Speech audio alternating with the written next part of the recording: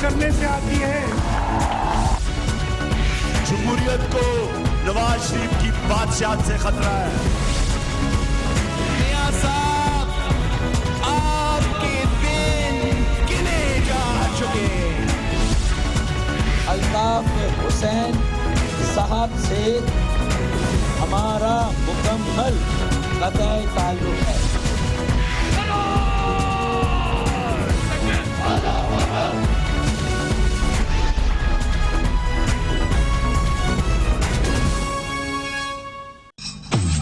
मौलाया सल्लि व सल्लिम दाइमन अबदन अला हबीबिका खैरिल खल्क़ि कुल्लिहिम मुहम्मदुन सय्यिदुल कौनैनि व तक़लैन मुहम्मदुन सय्यिदुल कौनैनि व तक़लैन वल फरीक़ैनि मिन उर्बिन व मिन अजम। आप देख रहे हैं खबरों, तबसरों और तज्जियात पर मबनी पाकिस्तान का सबसे मोतबर न्यूज शो दुनिया, कामरान खान के साथ। अस्सलाम वालेकुम, मैं हूँ कामरान खान।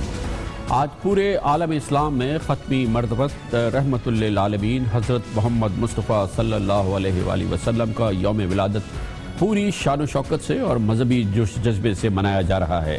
लेकिन इस वक्त अगर आलम इस्लाम की सूरत हाल पर निगाह डाली जाए तो बेख्तियार हज़रत अल्ताफ़ हुसैन हाली का ये शेर बिल्कुल ज़बान पे आ जाता है कि ए खासा कासान रसूल, वक्त दुआ है उम्मत पे तेरी आके अजब वक्त पड़ा है।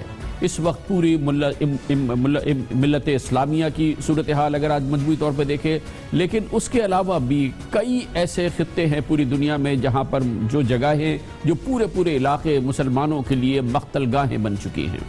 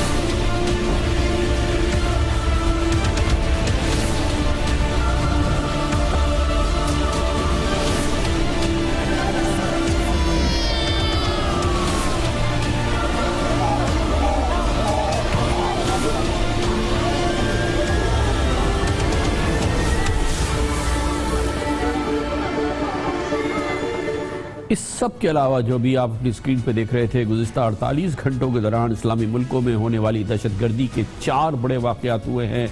150 अफराद इनमें मौत के मुंह में चले गए हैं। एक जानिब इस्तांबुल में बम धमाका हुआ, उसमें 39 मुसलमानों की जान गई। एक और बड़ा बम धमाका काहिरा में हुआ जहां 28 मुसलमानों की जान गई है, और ये वाक़या हुआ है जिसके बारे में भी मालूमात मुकम्मल तौर पर जमा हो रही है। इसके अलावा एक और बड़ा वाक़या हुआ है अदन में, जहां 54 अफराद दहशतगर्दी की भेंट चढ़े हैं, जबकि मोगादिशु सोमालिया में एक कार बम धमाके में 29 अफराद की जान जा चुकी है। ये तमाम वाक़यात वो हैं जो पिछले 48 घंटे में हुए हैं और मुसलमान ममलिकतों में हुए हैं। दहशतगर्दी के इन वाक़यात के अलावा कई मुसलमान मुल्कों में पिछले कुछ अरसे से ऐसी अलमनाक सूरत हाल जन्म ले चुकी है, यानी कि वो इलाके जहाँ पर के मुसलमान मौजूद हैं, जहाँ बड़ी तादाद में मुसलमान रहते हैं, वहाँ ऐसी अलमनाक सूरत हाल जन्म ले चुकी है जो मुस्तकिल इंसानी अलमिये का नाम जिसको दिया गया है, और उसको वो एक मुस्तकिल इंसानी अलमिये में बदल चुकी है। एक जानिब म्यांमार में, जो कि ज़ाहिर मुस्लिम मुमलिकत नहीं है, लेकिन वहाँ पर रोहिंग्या मुसलमानों की मुनज़्ज़म नस्ल कुशी जारी है, और दूसरी जानिब شام اور یمن جو کہ مسلمان ممالک ہیں وہاں پر جاری بے امنی کی وجہ سے ہزاروں افراد کی جان جا چکی ہے اور جو کہ اکثر مسلمان ہی ہیں۔ جنوبی ایشیا میں ہمارے پڑوس میں مقبوضہ جموں کشمیر کے قبرستان میں لگ بھگ 1 لاکھ کشمیری حریت پسندوں کی قبریں وہاں کے مسلمانوں پر جاری بھارتی جبر و بربریت کی اور ظلم کی گواہی دے رہے۔ سب سے الگناک بات یہ ہے کہ شام ہو، یمن ہو، میانمار ہو، مقبوضہ جموں کشمیر میں جاری مظالم ہو، لیکن مسلم امہ کے قائدین حتیٰ کہ اس کی تنظیمیں اس معاملے پر آواز اٹھانے کی کوئی کوشش نہیں کرتی بلکہ خاموش تماشائی بنی نظر آتی ہیں۔ اور کیا ہو رہا ہے مسلم امہ میں مسلمانوں کے ساتھ اور جس انداز سے ان کا قتل عام ہو رہا ہے، جس عذاب سے ان کی زندگی گزر رہی ہے، مقبوضہ جموں کشمیر تو ایک جانب ہے، چاہے وہ میانمار ہو، چاہے وہ یمن ہو، چاہے وہ اور دوسرا ملک ہو، شام ہو۔ اس حوالے سے آپ کو دکھاتے ہیں اس صورتحال کی ایک تصویر جو شاہ زیب جیلانی نے ترتیب دی ہے۔ ایشیا کے جزیروں سے لے کر افریقہ کے صحراؤں تک مسلم دنیا میں جاری تشدد کی کئی وجوہات نظر آتی ہیں۔ ایک وقت تھا فلسطین اور کشمیر کا شمار مسلم دنیا کے 2 بڑے مسائل میں ہوتا تھا۔ دونوں کی جڑیں یورپی طاقتوں کے کولونیل نظام میں تھیں، لیکن حالیہ برسوں میں فرقہ وارانہ قتل و غارت گری نے اسلامی ممالک میں جتنی تباہی مچائی اس میں خود مسلم ممالک کا اہم کردار رہا ہے۔ سنی ایجنڈے کے فروغ کے لیے سعودی عرب، مصر، قطر اور ترکی پیش رہے ہیں، جبکہ شیعہ اثر بڑھانے کے لیے ایران، عراق، شام اور لبنان کی حزب اللہ تنظیم جنگ و جدل میں مصروف رہے ہیں۔ شام اور عراق میں شہر کے شہر اجڑ گئے، لیکن پڑوسی ملکوں کی قیادت اس آگ کو بجھانے کی بجائے جلتی پر تیل چھڑکنے کا کام کرتی رہی۔ خون کا کھیل کھیلنے والوں کو ہتھیار اور جنگجو مشرق وسطیٰ کے شاہی خاندانوں اور مسلح افواج سے ملتے رہے۔ ایسے میں برما میں اگر مسلمانوں کی نسل کشی ہو جائے تو مسلم دنیا میں کسی کو کوئی خاص فکر نہیں۔ بنگلہ دیش گو کہ پڑوسی مسلم اکثریتی ملک ہے، لیکن برما کے مسلمانوں کو پناہ دینے کی بجائے سب سے پہلے دھتکارتا ہے۔ یوں دیکھا جائے تو یہ لگتا ہے کہ مسلم امہ کا تصور محض ایک تصور ہی ہے۔ تلخ حقیقت یہ ہے کہ جس دنیا میں ہم بستے ہیں وہاں ہر ملک اپنے مفادات کا فروغ اور تحفظ چاہتا ہے۔ اس کے لیے اسے سرحد پار بم دھماکے کرنے پڑیں یا مسلمانوں کا خون بہانا پڑے، وہ مذہب کی وجہ سے تباہی اور بربادی سے نہیں ہچکچاتے۔ یمن پر سعودی عرب کی چڑھائی اسی کی مثال نظر آتی ہے۔ سچ تو یہ ہے کہ مسلم دنیا میں امن اور خوشحالی میں بڑی رکاوٹ غربت، تعلیم کا فقدان اور سماجی ناانصافیاں ہیں، جنہیں حل نہ کرنے سے انتہا پسندی فروغ پاتی ہے اور پھر دہشت گردی کے لیے راہ ہموار ہوتی ہے، چاہے وہ کسی بھی فرقے یا نظریے کی بنیاد پر ہو۔ یہ بات طے ہے کہ اسلام کے نام پر دہشت گرد تنظیموں نے جتنا مسلمانوں کو نشانہ بنایا کسی اور کو نہیں، چاہے وہ داعش ہو، طالبان یا پھر القاعدہ۔ سب سے بڑے افسوس کی بات تو یہی ہے کہ مسلمانوں کو ہی مار رہے ہیں، مسلم مملکتوں میں ہی مار رہے ہیں، کفار بھی مار رہے ہیں، جس کو جہاں موقع مل رہا ہے، مگر وقت جو جزا کا ہے وہ مسلمانوں پر ہے۔ مسلم امتیں ان کی قائدین کیا کرتے ہیں، اس پر ہم بات کرتے ہیں۔ ہمارے ساتھ موجود ہیں پاکستان کے سابق وزیر خارجہ جناب خورشید محمود قصوری۔ بہت بہت شکریہ قصوری صاحب۔ یہ تنظیمیں، یہ قائدین، یہ مسلم ممالک، ان کے رہنما، یہ مملکتیں، مثال کے طور پہ OIC، Organisation of Islamic Countries, اسلامی ملکوں کی تنظیم، یہ کیا ایک باتوں کا کلب ہے؟ یہ مسلمانوں کا پوری دنیا میں جس انداز سے قتل عام ہو رہا ہے اس پر یہ مسلم ممالک کے سربراہان کی خاموشی، OIC کی خاموشی۔ آپ تو خود وزیر خارجہ رہے، یہ OIC کیا صرف ایک ٹاکنگ کلب ہے بس؟ جی گڈ کوشچن۔ میں 2-3 جو باتیں سر دست میرے خیال میں آتی ہیں میں بیان کر دیتا ہوں۔ خان صاحب، بات یہ ہے آج کے وقت کے مناسبت سے بہت اچھا سوال ہے، اور وہ مجھے جو 2-3 باتیں جو ہیں، پہلی بات ایک تو یہ ہے کہ پاکستان اور سعودی عرب 2 ملک تھے جو کلیدی رول ادا کرتے تھے OIC میں۔ مختلف وجوہات کی بنیاد پر دونوں ممالک کی جو توجہ ہے وہ دوسری طرف ہو گئی ہے۔ سعودی عرب کی خاص طور پہ یمن کے بعد اور پھر ایران سعودی عرب کا جو تنازع ہے، اور جو سعودی عرب کو یہ اعتراض ہے کہ ایران بقول سعودی عرب کے عرب ممالک میں آتا ہے اور وہاں اپنے قدم جمانے کی کوشش کرتا ہے، جس سے یہ سب کچھ ہوتا ہے۔ نمبر 2، پاکستان کے اپنے حالات کہ میں کنٹراسٹ کر سکتا ہوں۔ جب میں فارن منسٹر میں تھا اس وقت ہم ٹوٹل اور بہت اہمیت دیتے تھے OIC کے اجلاسوں کی، اور خاص طور پر جو اجلاس ایک مجھے یاد ہے وہ جو اس کا ایک سیشن ہوا تھا جس کو ہم کہتے تھے مکہ سمٹ.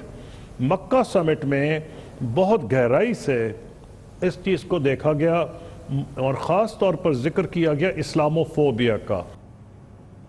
اس میں مختلف چیزوں کے علاوہ اپنی سیکٹیرین معاملات بھی اس کے اندر تھے. اسکالرز کو بلایا گیا. ایک چیز تھی کہ یہ جو تھیوری آ رہی ہے کلیش آف دا سویلائزیشنز کو بہت ضروری ہے, یہ زہریلی تھیوری ہے, یہ ساری دنیا کو اسلام کے خلاف صفحہ راہ کر رہی ہے.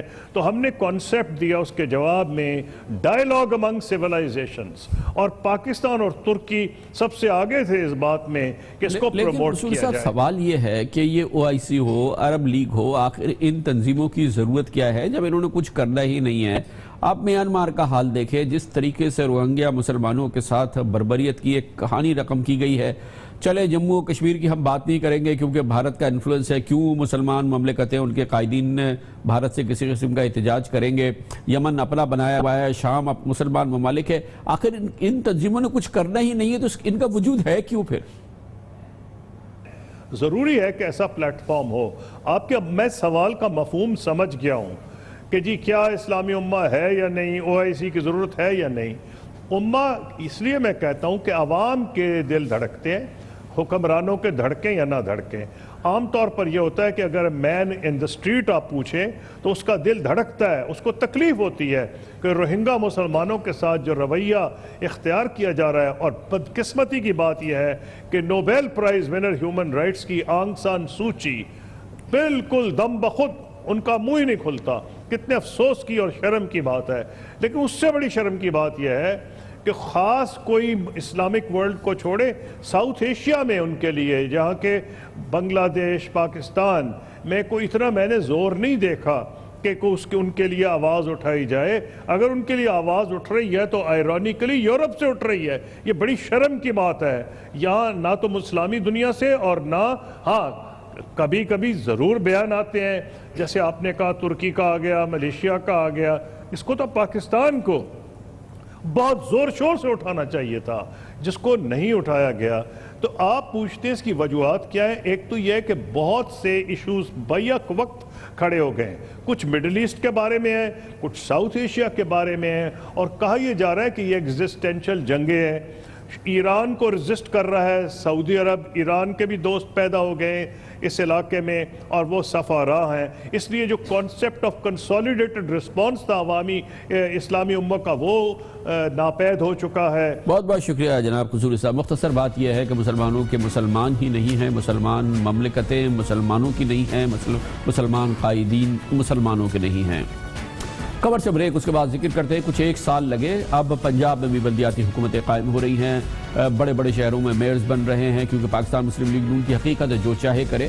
اور فیصلہ کیا ہے لاہور میں ایک ایسی شخصیت کو لاہور کا میئر بنایا جا رہا ہے پاکستان کے دوسرے بڑے شہر کا, جس کا نام بہت ہی شاید چند لوگوں نے سنا ہو, عام طور پہ کسی نے نہیں سنا. بہرحال یہ فیصلہ ہے اور فیصلہ ہوا ہے وزیر اعظم جناب نواز شریف کی جانب سے. اس کی بات کرتے ہیں چھوٹے سے وقفے کے بعد.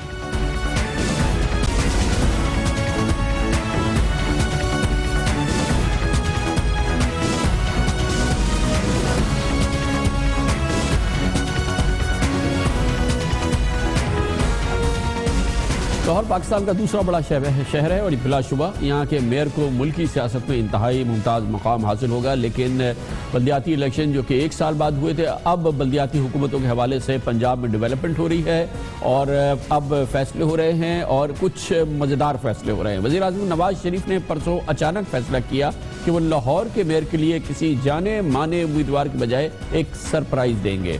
چنانچہ انہوں نے تقریباً ایک گمنام شخصیت کرنل ریٹائرڈ مبشر جاوید کو لاہور کا میئر نامزد کر دیا ہے, جو 2 روز قبل بلا مقابلہ میئر منتخب بھی ہو گئے ہیں. یہ اسی قسم کا سرپرائز ہے جو وزیر اعظم نواز شریف نے ممنون حسین کو صدر نامزد کر کے اور جسٹس ریٹائرڈ سعید الزماں صدیقی کو طویل العمری کے باوجود گورنر سندھ نامزد کر کے دیا تھا. مبشر جاوید سمیت ان نامزدگیوں سے جو میں نے ابھی آپ کو دوسری بتائی, یہ بات واضح ہو رہی ہے کہ محترم نواز شریف صاحب کے لیے سب سے زیادہ اہمیت کی بات وفاداری ہے, اور وہ بھی ذاتی وفاداری. کرنل ریٹائرڈ مبشر جاوید پاک فوج سے ریٹائر ہوئے تھے 2001 میں اور مسلم لیگ نون میں انہوں نے شمولیت اختیار کی تھی. وہ ٹف ٹائم تھا مسلم لیگ نون کا جب مسلم لیگ نون کی حکومت کو جنرل مشرف نے ختم کر دیا تھا اور یہ پارٹی شدید مشکلات کا شکار تھی. نون کے اندرونی ذرائع کے مطابق شریف خاندان کی جلا وطنی کے دوران کرنل مبشر جاوید نے پاکستان میں موجود شریف خاندان کے اراکین کی ہر طرح سے مدد کی. جو کچھ وہ کر سکتے تھے وہ کرتے تھے اور جلا وطنی کے بعد جب شریف برادران وطن واپس آئے تو حمزہ شہباز شریف نے جو کہ پنجاب کی سیاست کے حوالے سے شریف خاندان کی دوسری اہم ترین شخصیت ہے, انہوں نے کرنل ریٹائرڈ مبشر جاوید کا تعارف اپنے والد شہباز شریف اور جناب نواز شریف سے کرا. اس طرح مبشر جاوید شریف خاندان کے قریبی حلقوں میں شامل ہوئے تھے, لیکن ان کے میئر بننے کی سیاسی حلقے نہیں, خود مبشر جاوید بھی حیران رہ گئے تھے کیونکہ یہ واقعی ایک بہت بڑا سرپرائز تھا سب کے لیے تو تھا, خود مبشر جاوید کے لیے بھی. اللہ کا کرم, میری ماں کی دعائیں اور قائدین کی مہربانی. میں نے کبھی بھی نہیں سوچا تھا کہ اللہ تعالیٰ مجھے اس منصب کے لیے نامزد کر دیں گے اور میرے قائدین مجھے یہاں تک پہنچائیں گے. میں تو میٹروپولیٹن کارپوریشن میں ٹیکنوکریٹ کی سیٹ کا امیدوار تھا. تو جب مجھے ایک دن میسج آیا کہ جی آپ نے کل قائد محترم میاں محمد نواز شریف صاحب نے آپ سے انٹرویو کرنا ہے, تو میں ہکا بکا ہو گیا. میں نے گھر والوں کو پوچھا کہ بھائی وہ میری بیگم کہتی ہیں چیک کرو واقعی یہ کال ادھر سے ہی آئی ہے, تو میں نے اس کو چیک کر کے بتایا کہ ادھر سے ہی آئی ہے. میں انٹرویو کے لیے گیا اور شام کو یا دوسرے دن مجھے پتا چلا کہ آپ کل جو ہے وہ نامینیشن پیپرز جمع کروائیں گے. یہ حسن ہے پاکستان کی سیاست کا, ایک رات میں آپ کی قسمت بدل سکتی ہے. اس پر مزید بات کرتے ہیں اور اس کے لیے ہمیں جوائن کیا ہے ممتاز باخبر صحافی جناب جنید سلیم نے, جو کہ اینکر بھی ہیں دنیا نیوز کے ممتاز نامور پروگرام حزب حال کے بھی. بہت بہت شکریہ جنید سلیم صاحب. یہ بات ثابت ہے کہ پاکستان کی سیاست میں حرف آخر پارٹی کا نہیں اس کی شخصیت کا ہوتا ہے. مسلم لیگ نون ہے تو نواز شریف صاحب, پاکستان پیپلز پارٹی ہے تو زرداری صاحب, پی ٹی آئی ہے تو عمران خان صاحب, ایم کیو ایم ہو تو الطاف حسین. پارٹی شرٹی کچھ نہیں ہوتی اور یہ جو لاہور کے میئر کا فیصلہ ہے یہ اسی کی عکاسی ہے نا. السلام علیکم کامران بھائی, بالکل آپ نے درست کہا ہے کہ یہ جو لاہور میں فیصلہ ہوا ہے کرنل مبشر صاحب کو میئر بنانے کا, یہ بالکل نہ صرف یہ کہ یہاں پہ سیاسی حلقوں میں بلکہ مسلم لیگ کے اندرونی حلقوں کے لیے بھی یہ بہت بڑی خبر تھی. اور ہم نے حزب حال میں بہت عرصہ پہلے یہ مخبری کی شکل میں یہ خبر دی تھی کہ بلدیاتی اداروں کے سربراہوں کا فیصلہ جو ہے وہ شہباز شریف صاحب نہیں کریں گے بلکہ نواز شریف صاحب نے یہ اندیا دے دیا ہے کہ وہ یہ سارے فیصلے خود کریں گے. اب یہ بات بہت, یہ جو آپ نے لفظ استعمال کیا ہے کہ مزیدار فیصلہ, یہ بہت مزیدار فیصلہ ہے, یہ دلچسپ فیصلہ بھی ہے اور یہ حیرت انگیز اس حوالے سے بھی ہے کہ لاہور کی سیاست کو کامران بھائی آپ بھی ایک عرصے سے جانتے ہیں کہ یہاں پہ کبھی بھی ایسا نہیں ہوا کہ دو بڑی برادریوں سے ہٹ کے یعنی کشمیری اور ارائی برادری سے ہٹ کے کسی کو میئر چنا گیا ہو. تو یہ پہلا لاہور میں غیر کشمیری اور غیر ارائی یہ میئر ہوں گے. کرنل مبشر صاحب ان کا تعلق غالباً راجپوت برادری سے ہے. اچھا جنید صاحب, اس کی کیا ایک وجہ یہ ہو سکتی ہے کہ نواز شریف صاحب نے کہا کہ بھائی یہ جو دھڑے بندیاں ہیں, یہ جو پرومیننٹ گروپس ہیں, پرومیننٹ نام ہیں, ان سے جان چھڑاؤ ورنہ ایک کو لیا تو دوسرا خلاف ہو جائے گا, دوسرے کو لیا تو تیسرا خلاف ہو جائے گا, ایک ایسے کو لے آؤ جس کا کوئی پوچھنے والا نہیں ہے. کسی حد تک کامران بھائی آپ یہ بات کہہ سکتے ہیں کہ کیونکہ یہاں پہ جو بھی پینل جب بنتا ہے چاہے وہ بلدیاتی الیکشن ہو یا جنرل الیکشن ہو تو یہی کوشش کی جاتی ہے کہ اگر ایک امیدوار ایک برادری سے ہے تو دوسرا امیدوار دوسری برادری سے لے کے اس کو بیلنس کیا جاتا ہے. لیکن بہرحال یہ اب آنے والا وقت بتائے گا کہ ان دونوں برادریوں سے اس کے علاوہ بھی خواجہ حسان صاحب کی بہرحال یہاں پہ ایک لمبے عرصے سے بڑی یہاں پہ ایک سے تھی, بہت فٹنگ تھی ان کی, اور ایک وہ کافی عرصے سے آلموسٹ لاہور کے میئر کے طور پہ کام کر رہے تھے کئی پروجیکٹ سے. اب اس فیصلے سے جس شخص کی سب سے زیادہ پوزیشن ایمبیرس ہوئی ہے, کمپرومائز ہوئی ہے, وہ ہیں شہباز شریف صاحب, وہ ہیں حمزہ شہباز صاحب.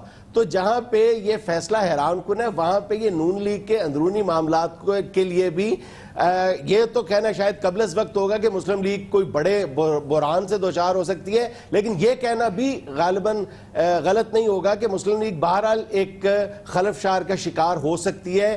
کیونکہ یہ صرف لاہور کا معاملہ نہیں ہے, سارے شہروں میں, سیالکوٹ دیکھ لیں, گجرانوالہ دیکھ لیں, سارے شہروں میں جو شہباز شریف صاحب کے کیے ہوئے فیصلے تھے, یا دوسرے لفظوں میں کہہ لیں کہ حمزہ شہباز کے کیے ہوئے فیصلے تھے, وہ نواز شریف صاحب نے آلموسٹ بلڈوز کر دیے, سارے فیصلے تبدیل کر کے رکھ دیے. اور یہ کرن مبشر صاحب پڑھے لکھے ہیں, انجینئر ہیں, اور ان کی بھی واحد جو کرائٹیریا تھا جس کی وجہ سے ان کو اس عہدے سے نوازا گیا ہے, وہ ان کی وفاداری تھی پارٹی کے ساتھ بھی. میں یہ نہیں کہتا کہ نواز شریف صاحب کے ساتھ ذاتی وفاداری تھی, پارٹی کے ساتھ بھی یہ وفادار رہے. انہوں نے 3 دفعہ صوبائی اسمبلی کے ٹکٹ کے لیے اپلائی کیا, تینوں دفعہ ان کی اپلیکیشن ریجیکٹ ہوئی, لیکن یہ ہمیشہ پارٹی کے ساتھ کھڑے رہے, اور انہوں نے اور بھی بہت سے کیپیسٹیز میں ان کو سرو کیا ہے. بہت بہت شکریہ. جنید سلیم صاحب ہمارے ساتھ موجود تھے. دلچسپ فیصلہ وزیر اعظم جناب نواز شریف کا فیصلہ, چھائے ہوئے ہیں فیصلہ سازی میں, نیا بھرپور کانفیڈنس ہے جناب نواز شریف کا. کمرشل بریک, اس کے بعد ذکر کریں گے پی آئی اے کے فلائٹ آپریشنز کو بڑا دھچکا لگا ہے, تمام اے ٹی آرز گراؤنڈ کر دیے گئے ہیں, گویا 1/4 پی آئی اے کا فضائی بیڑا اس وقت زمین پہ کھڑا ہے. اس پر بات کرتے ہیں چھوٹے سے وقفے کے بعد.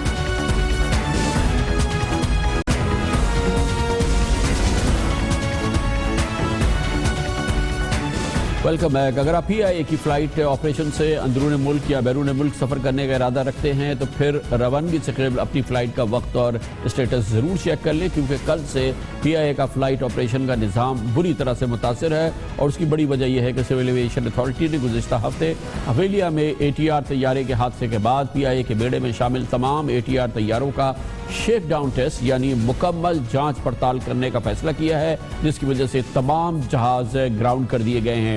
ان جہازوں کے گراؤنڈ کرنے کی وجہ سے پی آئی اے کا فضائی بیڑا جو تقریباً 36 طیاروں پر مشتمل ہے, اس کے 1/4 سے زیادہ جہاز زمین پر آ گئے ہیں, جس کی وجہ سے پی آئی اے کے ایک بڑا آپریشن جو ہے معطل ہو گیا ہے, اور گوادر اور چترال سمیت 10 چھوٹے شہروں کی پروازیں مکمل طور پر اب متاثر ہو گئی ہیں یا انہیں روک دیا گیا ہے. اب اس کے علاوہ معمول کی جو پی آئی اے کے ٹیکنیکل ایشوز ہیں وہ بھی سامنے آ رہے ہیں, جس کی ایک بڑی وجہ یہ اس کی وجہ سے پی آئی اے کے دوسرے جو آپریشنز ہیں وہ بھی متاثر ہوئے ہیں. خاص طور پہ پی آئی اے کی جو لنڈن سے کراچی فلائٹ آ رہی ہے وہ اطلاعات کے مطابق طویل عرصے سے متاثر ہے, وہ ابھی اس کا علم نہیں ہے کہ وہ کس وقت چلے گی. پی آئی اے کے فلائٹ آپریشنز پہ بات کرنے کے لیے اس وقت ہمیں جوائن کیا ہے پی آئی اے کے ترجمان جناب دانیال گیلانی نے. بہت بہت شکریہ گیلانی صاحب. کیا اسٹیٹس ہے اس وقت 1/4 جب آپ کا جو فضائی بیڑا ہے وہ زمین پہ آ گیا ہے, تو اس وقت پی آئی اے کی آج کی کرنٹ سچویشن کیا ہے؟ جی کامران بھائی, یہ بات آپ کی درست ہے. کل رات کو لیٹ نائٹ ہمیں یہ معلوم ہوا کہ سول ایویشن نے پی آئی اے کے تمام اے ٹی آر جو طیارے ہیں ان کے شیک ڈاؤن ٹیسٹ کا کہا ہے, اور وہ ٹیسٹ شیک ڈاؤن ٹیسٹ آج سے جو ہے شروع بھی ہو گئے ہیں. ہماری تقریباً ڈیلی کی 45 کے لگ بھگ اوسطاً فلائٹس ہیں A T R per operate جو ہوتی ہیں, اور یہ فلائٹس جو ہے یہ ڈفرینٹ ایئرپورٹس پہ جاتی ہیں. بعض ایئرپورٹس اس طرح کے ہیں جہاں پہ صرف اے ٹی آر ہی جا سکتا ہے, یعنی اے ٹی آر سے بڑا طیارہ جو ہے کوئی نہیں جا سکتا, جس طرح کے گوادر ہے یا گلگت, چترال, کچھ اور اس طرح کے ایئرپورٹس ہیں. اور بعض ایئرپورٹس اس طرح کے ہیں جہاں پر اس سے بڑا طیارہ جو ہے وہ جا سکتا ہے, تو اس کے لیے ہم پیسنجرز کو اسی طریقے کے ساتھ بعض ڈفرینٹ. گیلانی صاحب, یہ جو چھوٹے شہر ہیں وہ ذرا کچھ شہر گنا دیجئے جلدی جہاں پر اب فلائٹس نہیں جا رہی ہیں اور آ رہی ہیں. جی, یہ گوادر ہے, اسی طریقے سے پنجگور ہے, تربت ہے, گلگت, چترال, یوب, یہ شہر ہیں جہاں پہ کہ فلائٹس اپنی فی الحال جب تک اے ٹی آر آپریشن معطل رہے گا. کیا آپ کا گیس کیا ہے, کتنا ٹائم لگے گا شیک ڈاؤن ٹیسٹ کمپلیٹ ہونے میں؟ دیکھیے کامران بھائی, اس میں اب چونکہ تفصیلاً یہ ٹیسٹ ہو رہا ہے, یہ ٹیسٹ بہت ڈیٹیل سے کاکپٹ کا بھی ہوتا ہے, فیوزیلاج کا ہوتا ہے, انجنز کا ہوتا ہے, اسی طریقے کے ساتھ ہسٹری جہاز کی جو ہے وہ دیکھی جاتی ہے کہ ریپیئر وغیرہ کی ہسٹری کیا, تو بڑی ڈیٹیل کے ساتھ ہوگا. اس کے بعد فائنڈنگز جو ہے سامنے آئیں گی. اس کے اندر پی آئی اے کے کوالٹی کنٹرول ٹیم بھی کام کر رہی ہے, سول ایویشن کی ٹیم ہے, یہ مل کے اس کو. آپ کو اندازہ نہیں ہے کتنے دن لگیں گے گیلانی صاحب اس کو؟ ابھی حتمی طور پہ کوئی وقت دینا, کوئی ٹائم فریم دینا تھوڑا سا وہ مشکل ہوگا, لیکن وی ہوپ کہ جلد جہاز جو ہے کلیئر ہونا شروع ہو جائیں, ایک ایک کر کے باہر آنا شروع ہو جائیں. اگر جہاز فلیٹ میں شامل ہونا شروع ہو جائیں تو ہم گریجولی فلائٹ آپریشن کو. اچھا گیلانی صاحب, یہ بتائیے گا کہ ظاہر ہے کہ یہ بڑا ٹینس ٹائم ہے پی آئی اے کے لیے, اور ظاہر ہے کہ بہت ہی مشکل وقت ہے. جو دوسرے فلائٹس ہیں, جو کہ دوسرے طیارے جو آپریٹ کر رہے ہیں, اس میں بھی ٹیکنیکل کہیں ایشو آ جاتا ہے تو پھر مسئلہ ہوتا ہے. جیسے لنڈن کی فلائٹ ہے 788, یہ سٹک ہے اس وقت ہیتھرو پہ. جی بالکل, یہ کل رات بلکہ آج صبح کی یہ فلائٹ تھی, اس کے اندر کوئی ٹیکنیکل کوئی ڈیلے ہو گیا جس کی وجہ سے کوئی پارٹ کی ضرورت تھی.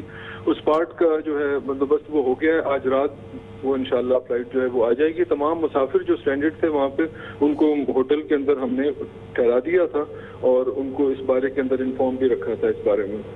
یہ جو شیک ڈاؤن ٹیسٹ ہے یہ ایک پریکاشنری میجر ہے جو سول ایویشن لے رہا ہے. یہ کسی اس حویلیہ کے حادثے کے بعد ویسے ایشوز تو نہیں ہیں اے ٹی آر کے ساتھ؟ نہیں, اس طرح کے ایشوز کوئی نہیں ہیں جس کو ہم اگر اس طرح سے دیکھیں کہ کوئی مینوفیکچرنگ فالٹ خدا نہ خواستہ اس طرح کی بات نہیں ہے. اے ٹی آر جہاز دنیا میں کافی سارے جو ملک ہیں یوز کر رہے ہیں, بہت سی افواج بھی جو ہیں وہ یوز کر رہی ہیں, پاکستان نیوی کے پاس بھی ہیں یہ طیارے. تو اس طرح کا اس میں ایشو نہیں ہے. اور پی آئی اے کے پاس بھی مینولز کی بیس کے اوپر, جہازوں کے مینولز کی بیس پہ ایک مینٹیننس کا شیڈیول جو ہے وہ بنا ہوتا ہے اور تمام جہاز ریگولرلی راؤنڈ دا ایئر اس شیڈیول سے گزرتے رہتے ہیں.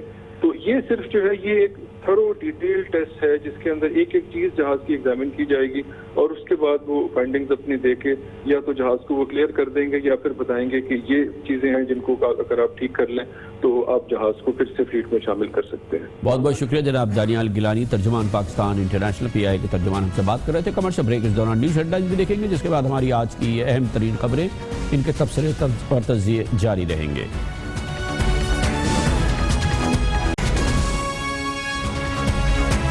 آپ دیکھ رہے ہیں خبروں, تبصروں اور تجزیات پر مبنی پاکستان کا سب سے معتبر نیوز شو دنیا, کامران خان کے ساتھ.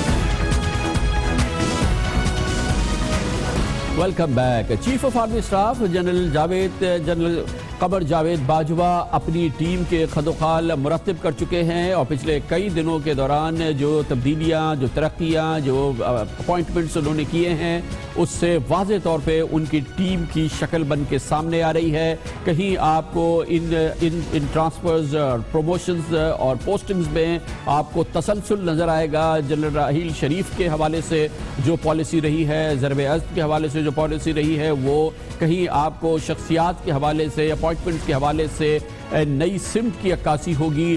بہرحال یہ ضرور یہ تاثر ضرور ہے اور اس میں بہت حد تک حقیقت بھی ہوتی ہے کہ کرٹیکل معاملات پہ فوج میں پالیسی کا تسلسل ہوتا ہے, لیکن یہ بات بھی بہت اہم ہے کہ شخصیات کے حوالے سے اس میں نئے آئیڈیاز, نئی سمت اور نئے انوویٹو آئیڈیاز آتے رہتے ہیں. اس لیے یہ کہ گزشتہ دور, نیا دور گزشتہ دور کی چھاپ ہوگا, ایسا ہوتا نہیں ہے اور کبھی بھی ایسا دیکھنے میں نہیں آیا ہے کہ منوان وہی ہو رہا ہو پالیسیز کے حوالے سے بھی اور سمت کے حوالے سے بھی, جیسا کہ گزشتہ دور میں ہوا. جب جنرل راحیل شریف نے چیف آف آرمی اسٹاف کا عہدہ سنبھالا تو ان کا دور جنرل کیانی کی چھاپ نہیں تھا. جب General Kayani chief of army staff 6 سال رہے تو وہ جنرل پرویز مشرف کی چھاپ نہیں تھے. جب General Pervez Musharraf chief of army staff بنے تو وہ جنرل جہانگیر کرامت کی چھاپ نہیں تھے. جب جنرل جہانگیر کرامت چیف آف آرمی اسٹاف تھے وہ جنرل وحید کی چھاپ نہیں تھے. یہ سلسلہ چل رہا ہے اور یہ چلتا رہے گا. اس لیے جو شخصیات آتی ہیں ان کی اہمیت ہوتی ہے اور اسی حوالے سے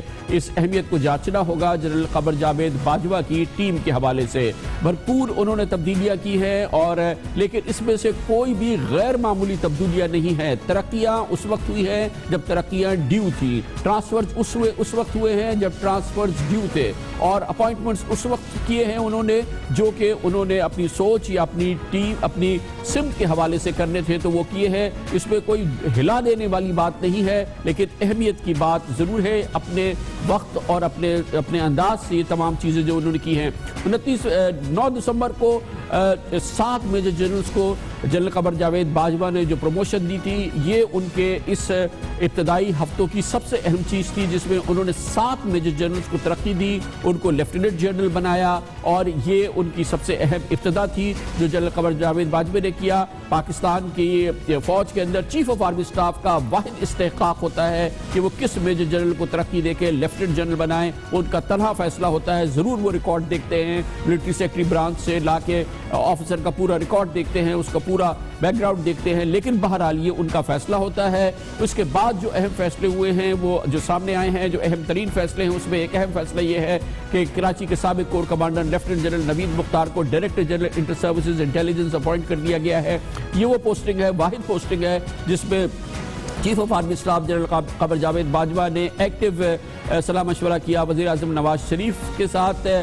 ڈی جی آئی ایس آئی کی اپوائنٹمنٹ وزیر اعظم کا استحقاق ہوتا ہے. اس حوالے سے اہل افسران کے نام جو ہیں وزیر اعظم کو بھیجے جاتے ہیں، جس میں سے وہ ایک آفیسر کو اپوائنٹ کرتے ہیں، اس کو سلیکٹ کرتے ہیں، مگر اس میں ان کو ایکٹیو مشورہ حاصل ہوتا ہے چیف آف آرمی اسٹاف کا. اس لحاظ سے جنرل نوید مختار کی اپوائنٹمنٹ جو ہوئی ہے وہ وزیر اعظم جناب نواز شریف نے کی ہے. اور ہم یہ کہہ سکتے ہیں کہ جتنی بھی اپوائنٹمنٹس، جتنی بھی پوسٹنگز ہوئی ہے پچھلے چند دنوں کے دوران جنرل قمر جاوید باجوہ کے حوالے سے، اس میں یہ واحد پوسٹنگ ہے جس کی کہ خبر کچھ عام سی تھی، لوگوں کو اندازہ تھا، جو لوگ جانتے ہیں ان کو اندازہ تھا کہ جنرل نوید مختار جو کہ اس سے پہلے آئی ایس آئی میں ایک ڈائریکٹر جنرل کی حیثیت سے جنرل کی حوالے سے پوسٹنگ کر چکے ہیں. کراچی کا کور کمانڈر بننے سے پہلے شاید امکان یہی تھا کہ وہ ڈی جی آئی ایس آئی بنائے جائیں گے، اور وزیر اعظم نواز شریف نے وہی فیصلہ کیا. یہ واحد پوسٹنگ تھی جو کہ جس کے بارے میں کچھ شد بد تھی، لوگوں کا اندازہ تھا کہ یہ ہونے والا ہے. اس کے علاوہ پھر جو پوسٹنگز کی ہیں chief of army staff Qamar Javed Bajwa نے خالصتاً اپنی نالج کے حوالے سے، اپنی فراست کے حوالے سے، اس میں سب سے اہم پوسٹنگ ہے لیفٹیننٹ جنرل بلال اکبر کی، جنہیں انہوں نے chief of general staff C G S بنایا ہے. یہ فوج کے لیے انتہائی کلیدی عہدہ ہوتا ہے، یہ اینکر ہوتا ہے جنرل ہیڈ کوارٹرز میں پورے فوجی آپریشنز کے لحاظ سے. Director general military operation C G S کو رپورٹ کر رہے ہوتے ہیں، director general military intelligence C G S کو رپورٹ کر رہے ہوتے ہیں، director general inter services public relations C G S کو رپورٹ کر رہے ہوتے ہیں، military operations military intelligence public relations C G S کو رپورٹ کر رہا ہوتا ہے. کلیدی پوسٹنگ ہے. اور فوری طور پہ جنرل بلال اکبر کو جو کہ ڈی جی رینجرز سندھ تھے، انہوں نے ان کو پروموشن کے ساتھ ہی سی جی ایس بنایا، جو کہ ظاہر ہے کہ سب سے اہم فیصلہ تھا جنرل قمر جاوید باجوہ کا. اس کے علاوہ جو 5 لیفٹیننٹ جنرلز کو کور کمانڈر پوسٹ کیا جنرل قمر جاوید باجوہ نے، یہ بہت اہم فیصلہ ہے. اور اس میں خاص طور پہ راولپنڈی کا کور کمانڈر انہوں نے فوری طور پہ بنایا لیفٹیننٹ جنرل ندیم رضا کو، جن کو حالیہ دنوں میں ہی انہوں نے لیفٹیننٹ جنرل کی حیثیت سے پروموٹ کیا تھا. لیفٹیننٹ جنرل شاہد بیگ مرزا کو انہوں نے کراچی کا کور کمانڈر بنایا. اس کے علاوہ لیفٹیننٹ جنرل نذیر بٹ کو پشاور کا کور کمانڈر بنایا. لیفٹیننٹ جنرل سرفراز ستار کو ملتان کا کور کمانڈر بنایا. اور لیفٹیننٹ جنرل شیر افغان کو بہاولپور کا کور کمانڈر بنا دیا گیا، جبکہ سابق کور کمانڈر ملتان غیور محمود کو ملٹری سیکرٹری مقرر کیا گیا ہے. اہم بات یہ ہے اس میں جو یہ اپوائنٹمنٹس ہوئی ہے، اس میں ایک اہم بات یہ ہے کہ آؤٹ گوئنگ جو ڈائریکٹر جنرل آئی ایس آئی ہیں لیفٹیننٹ جنرل رضوان اختر کو انہوں نے بنایا ہے پریزیڈنٹ نیشنل ڈیفنس یونیورسٹی. بہت اہم ادارہ ہے، بہت اہم پوسٹنگ ہے، مگر خیال یہ کیا جا رہا تھا کہ لیفٹیننٹ جنرل رضوان اختر جو کہ اپنے مقررہ جو وقت ہوتا ہے لگ بھگ 2 سال کی، انہوں نے as A D G I S I posting کر لی. خیال یہ تھا کہ اب کیونکہ وہ سٹاف پوسٹنگ کر چکے ہیں، اب ان کو کمانڈ ملے گی اور وہ کوئی کسی شاید کور کو کمانڈ کریں گے. لیکن بہرحال جنرل قمر جاوید باجوہ کا یہ فیصلہ ہے کہ انہیں نیشنل ڈیفنس یونیورسٹی کا پریزیڈنٹ بنایا جائے. یہ وہ ایک معاملہ ہے جس کے بارے میں شاید تھوڑا سا خیال نہیں تھا کہ شاید ایسا ہونے والا ہے. اس کے علاوہ دوسری اہم پوسٹنگ انہوں نے پرنسپل سٹاف آفیسرز کی حیثیت سے جو پوسٹنگز کی ہیں جنرل قمر جاوید باجوہ میں، جنرل عاصم سلیم باجوہ کو انہوں نے جی ایچ کی میں آئی جی آرمز کر دیا، لیفٹیننٹ جنرل ہدایت الرحمان کو آئی جی ٹی اے ڈی کر دیا، لیفٹیننٹ جنرل ہمایوں عزیز جو ہیں آئی جی ٹیلی کمیونیکیشن اور آئی ٹی ہوں گے، lieutenant general Qazi Akram chief of logistic staff ہو گئے، لیفٹیننٹ جنرل نعیم اشرف ایبی انڈسٹریز ٹیکس کے سربراہ ہوں گے، لیفٹیننٹ جنرل محمد افضل ایف ڈی ڈبلیو او کے سربراہ ہوں گے جہاں پر وہ پہلے بھی تھے. اور اس کے علاوہ director general I S P are کے لیے میجر جنرل فدا حسین کو انہوں نے سلیکٹ کیا ہے اور وہ D G I S P R ہوں گے. یہ بھی ایک اہم پوسٹنگ ہے. خاص طور پر D G I S P R کی پوسٹنگ بہت امپورٹنٹ ہو گئی تھی پچھلے 4 سال میں، جب جنرل عاصم سلیم باجوہ جو کہ تقریباً 4 سال تک D G I S P R رہے تھے، اب وہ اپنی ایک سٹاف پوزیشن پہ جا رہے ہیں. اور اس میں ایک اور بہت اہم بات آئی تھی جب پچھلے ستمبر کو وہ میجر جنرل ہی تھے مگر ان کو لیفٹیننٹ جنرل کے عہدے پہ پروموٹ کر دیا تھا جنرل راحیل شریف نے.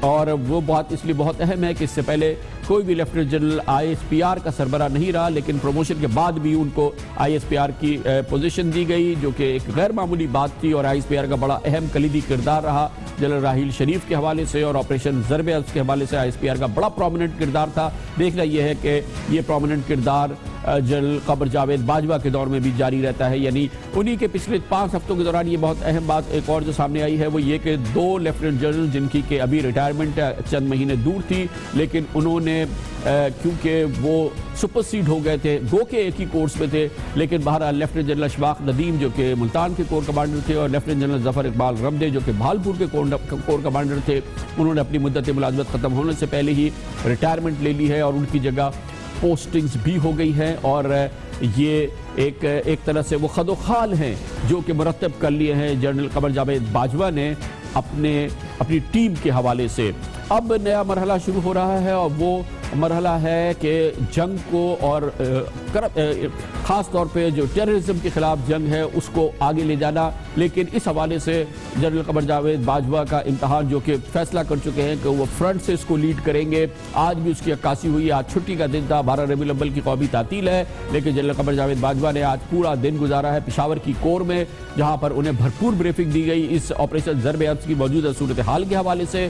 Corps commander Peshawar lieutenant general ہدایت الرحمان نے انہیں بریف کیا۔ آج چھٹی کے دن آج کئی گھنٹے ان کے لگے آج پشاور میں، اور آپریشن ضرب عرض کے مختلف پہلوؤں پر جنرل قمر جاوید باجوہ نے براہ راست اس کی معلومات حاصل کی ہے۔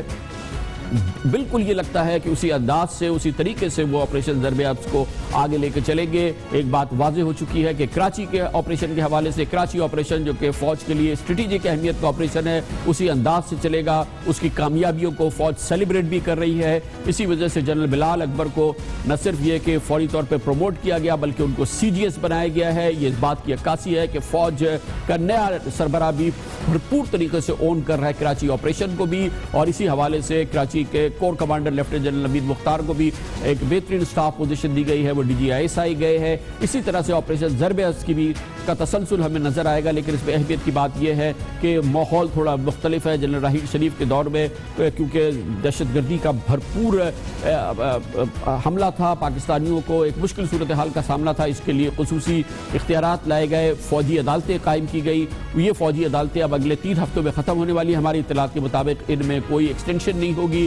پھر خصوصی اختیارات دیے گئے اور اس کے لیے خصوصی اختیارات کے لیے خصوصی شقیں شامل کی گئی، جس کا استعمال کیا گیا خاص طور پہ کراچی آپریشن میں سندھ رینجرز نے کیا۔ 11EE کی خصوصی شقیں شامل کی گئی تھی قوانین میں۔ اس کے علاوہ باقاعدہ تحفظ پاکستان ایکٹ لایا گیا تھا، جس کے ذریعے خصوصی قوانین انٹروڈیوس کیے گئے تھے۔ حکومت نے تحفظ پاکستان ایکٹ اپنی مدت پہ ختم ہونے کے بعد اس میں کوئی توسیع نہیں کی۔ حکومت نے خصوصی اختیارات 11EE کے ان میں کوئی توسیع نہیں کی۔ حکومت فوجی عدالتوں میں بھی مزید توسیع کا ارادہ نہیں رکھتی، یعنی کہ کانفیڈنس بحال ہوا ہے حکومت کا بھی، اور ظاہر ہے کہ پاکستان کے اداروں کا بھی آپریشن ضرب عرض کی کامیابیوں کا۔ لیکن یہ دوسرا مرحلہ ان خصوصی اختیارات کے بغیر، ان فوجی عدالتوں کے بغیر اور پوپا کے بغیر تحفظ پاکستان ایکٹ کے تحت ہوگا، اور اس کو لیڈ کریں گے جنرل قمر جاوید باجوہ۔ کتنا یہ مشکل امتحان ہوگا اور کتنا کانفیڈنس ہے اس وقت پاکستان کے قومی سلامتی کے اداروں میں کہ اس دوسرے مرحلے میں وہ اس کو کنسالیڈیٹ کریں گے، آپریشن ضرب عرض کی مزید کامیابی نظر آئے گی۔ اس پر ہم بات کرتے ہیں۔ ہمارے ساتھ موجود ہیں دہشت گردی کے امور کے ماہر اور director centre for research and security studies جناب امتیاز گل ہمارے ساتھ موجود ہیں۔ بہت بہت شکریہ امتیاز گل صاحب۔ آپریشن ضرب عرض کی کامیابیاں ہوئی ہیں، کراچی آپریشن کامیاب ہوا ہے، کافی کنسالیڈیشن ہوئی ہے، لیکن اب وہ مرحلہ ہے جس میں نہ حکومت فوجی عدالتیں دے گی، نہ خصوصی اختیارات دے گی، نہ ہی تحفظ پاکستان ایکٹ ہوگا۔ آپ کے خیال میں دہشت گردی کے خلاف آپریشن پہ اس کا کچھ اثر پڑ سکتا ہے؟ جی کامران، میں نہیں سمجھتا کہ اس سے دہشت گردی کے خلاف کوئی بہت زیادہ اثر پڑے گا۔ جب نیشنل ایکشن پلان آیا اور اس کے ساتھ ساتھ 21ویں ترمیم میں فوجی عدالتوں کے قیام کا فیصلہ کیا گیا، اس وقت بھی ہماری یہی پوزیشن تھی کہ پاکستان کے پاس بنیادی طور پہ قوانین کی بھرمار ہے۔ آپ نے ابھی جس قانون کا حوالہ دیا ہے اینٹی ٹیررزم ایکٹ 1997، بنیادی طور پہ بہت سارے جواب دہشت گردی کے خلاف ہمارے اس ایکٹ میں موجود تھے، اور اسی کو باقاعدہ اگر شکل دے دی جاتی تو وہ بھی کافی تھا، اس میں نئے قوانین لانے کی ضرورت نہیں تھی۔ ضرورت البتہ اس امر کی ہوگی کہ جس شد و مت کے ساتھ جنرل راحیل شریف نے ضرب عرض اور اس کے بعد نیشنل ایکشن پلان کے تحت جو اقدامات کیے، ایپکس کمیٹی جس انداز میں صوبوں میں اور دارالحکومت میں یہاں اسلام آباد میں قائم کی گئی اور ان کے اوپر عمل درآمد ہوا اور حکومت کو ساتھ شامل کرنے کی کوشش کی گئی، اسی شد و مت کے ساتھ یہ تمام کارروائی جاری رکھی گئی، تو میں نہیں سمجھتا کہ ان قوانین کی عدم موجودگی میں انسداد آپ یہ فرما رہے دہشت گردی یا ہیں کرپشن. امتیاز صاحب، گویا آپ یہ کہہ رہے ہیں کہ قوانین موجود ہیں، کوئی ایسا مسئلہ نہیں ہے، خصوصی قوانین بھی موجود ہیں، خصوصی اختیارات بھی موجود ہیں، اور دہشت گردی کے خلاف آپریشن کو بھرپور طریقے سے چلایا جا سکتا ہے. لیکن ایک معاملہ ہے عدالتوں سے کے بارے میں یہ خیال تھا رہا کہ عدالتوں سے سزائی نہیں ہوتی، جس کی وجہ سے فوجی عدالتیں بنی ہیں. وہ مسئلہ کیسے حل ہوگا؟ وہ مسئلہ کامران نیشنل ایکشن پلان کا ایک نقطہ تھا، بلکہ آخری نقطہ ہے، جس میں کہا گیا تھا کہ ہمارا جو تعزیراتی نظام ہے، کرمنل جو لیگل جسٹس سسٹم ہے، اس میں ترامیم کی جائیں گی. یہ کام تھا سویلین حکومت کا، وہ ابھی تک نہیں ہو سکا. ہمیں نہیں معلوم کہ وہ کس سٹیج پہ ہے. جب تک ہمارا کرمنل پروسیجرز کوڈ اس میں ترمیم نہیں ہوگی، اس وقت تک ہماری عدالتوں میں کارروائی بھی تیز نہیں ہو سکے گی، دہشت گردوں کو سزا بھی نہیں مل سکے گی، اس پہ عمل درآمد بھی نہیں ہو سکے گا. تو ایک بہت بڑی کمی ہے جو سویلین سائٹ پہ ہے، یعنی کیونکہ قانون سازی پارلیمان کا کام ہوتا ہے، وہ فوج نے نہیں کرنا. فوج نے ہارڈ پاور استعمال کی، جہاں جہاں مار دھاڑ ہو سکتی تھی کی، اس کی وجہ سے کافی کنسولیڈیشن ہوئی ہے. کامیابیاں اعداد و شمار بتاتے ہیں کہ میدان جنگ میں کامیابیاں بہت حاصل ہوئی ہیں. اب ضرورت اس امر کی ہے کہ ہمارا جو لیگل جسٹس سسٹم ہے CRPC، وہ جلد از جلد تبدیل کیا جائے. ایسی کم از کم ان شکوں میں ضرور تبدیلی کی جائے جن کی وجہ سے بار بار ہر کیس جا کے عدالت کی دہلیز پہ ٹھہر جاتا ہے اور لوگوں کو سزا نہیں ہو پاتی. تو ہمارا بنیادی مسئلہ قوانین میں تبدیلی ہے، نئے قوانین لانے میں نہیں ہے. بہت شکریہ جناب امتیاز گل ہمارے ساتھ تھے.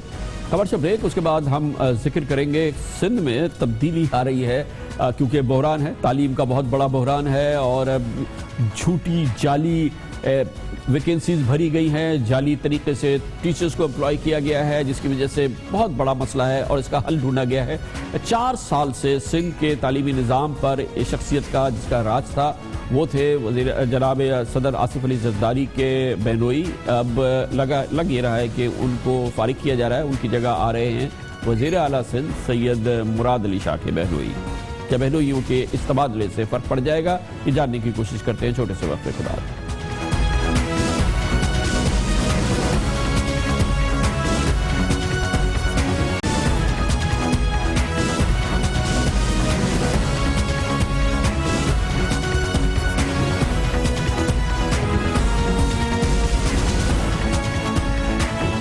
ویلکم بیک ہے. آپ ہمارے اس پروگرام کے ناظر کی حیثیت سے جانتے ہوں گے کہ سندھ میں تعلیم کا بحران ہے، اور بحران کے اصل لفظ کے معنی اگر کہیں پورے آتے ہیں تو وہ سندھ میں تعلیمی اداروں کی میں جو اس وقت نظام تعلیم جس انداز سے چل رہا ہے، جو کہ ٹیچرز کا حال ہے، جو کہ امتحانوں کا احوال ہے، جس انداز سے پورا تعلیمی ڈپارٹمنٹ جو سرکاری تعلیم کا نظام ہے جس انداز سے چل رہا ہے، وہ آپ آگاہ ہوں گے، اور شاید پیپلز پارٹی بھی آگاہ ہے، اور جناب بلاول بھٹو زرداری بھی آگاہ ہیں، اور اب اس کو سدھارا کیسے جائے اس کی کوششیں ہو رہی ہیں، اور اس کے لیے بڑی بھرپور اور دلچسپ کوشش ہو رہی ہے، اور وہ ہے قریبی رشتہ داروں کی تبدیلی.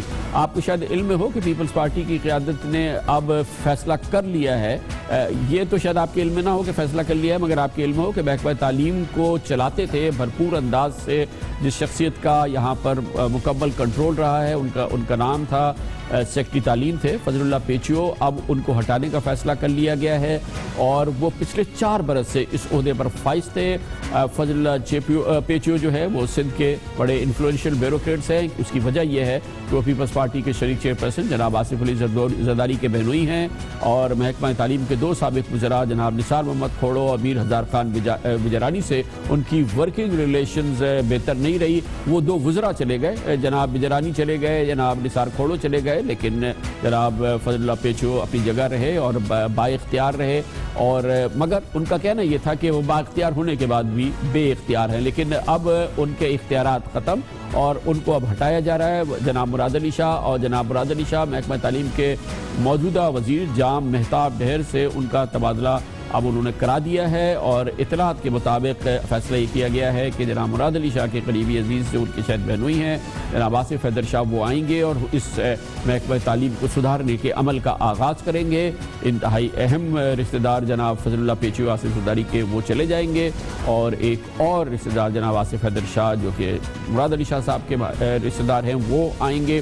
لیکن آصف حیدر شاہ صاحب کی جو ریپوٹیشن ہے, جو پوزیشن ہے, جو ان کی پہچان ہے, وہ کافی بہتر اور مستعد بیوروکریٹس کی ہے. اس پر مزید بات کرتے ہیں اور اس کے لیے ہمیں جوائن کیا ہے, ہمارے ساتھ موجود ہے اسٹوڈیو میں ہمارے نمائندہ خصوصی اختیار کھوکھر. بہت بہت شکریہ اختیار کھوکھر صاحب. کیا کچھ طے ہو گیا ہے کہ وہ کیا چیزیں ہیں جو فضل اللہ پیچیو نہیں کر پا رہے؟ کیا واقعی محکمہ تعلیم سندھ کو سدھارنے کا, ریفارم کرنے کا کوئی منصوبہ ہے, یا صرف یہ شخصیات کو ہٹانے کا منصوبہ ہے؟ ایگو کی بات ہے کہ بھئی 4 سال تم رہے ہو گئے آصف علی زرداری کی بہنوئی, مگر اب راستہ دو اور آصف حیدر شاہ کو لائے. جی کامران صاحب, یہ محکمہ تعلیم کا جو مسئلہ ہے وہ تو بہت سنجیدہ مسئلہ ہے, اور سندھ میں آپ کو پتہ ہے کہ ایک بہت بڑی تعداد اسکولوں کی بند ہے, اور یہاں کے جو ہے نا تقریباً 40 لاکھ بچے اسکولوں سے باہر ہیں. تو یہ جو فضل اللہ پیچیو کو ہٹانے کی جو باتیں کر رہے ہیں, ان کا یہ کہنا ہے کہ پیچیو صاحب 4 برس رہے تو وہ ان کو جو ٹارگیٹ دیے تھے وہ ٹارگیٹ پر پورے نہیں اتر سکے, یعنی کہ نہ انرولمنٹ بڑھ سکی, نہ بند اسکول کھل سکے, نہ ہی جو ہے نا اسکولوں کو جو مسنگ فیسلٹی تھی وہ فراہم ہو سکی, اور ٹیچرز اور کی جو تنظیمیں تھیں اور حکومت سندھ کے درمیان جو تعلقات تھے محکمہ تعلیم کے درمیان, کہا جاتا ہے کہ اس میں بھی ان کا جو رول تھا وہ اتنا افیکٹو نہیں تھا. لیکن فضل اللہ پیچیو صاحب کا جو کہنا ہے, ان کا یہ کہنا ہے کہ سب سے بڑا مسئلہ جو ہے نا نئی بھرتیاں ہونے والی ہیں محکمہ تعلیم میں. کوئی 26,000 بھرتیاں ہونے والی ہیں, جس میں 7,000 نان ٹیچنگ اسٹاف کی ہیں اور اورینٹل ٹیچرز کی ہے.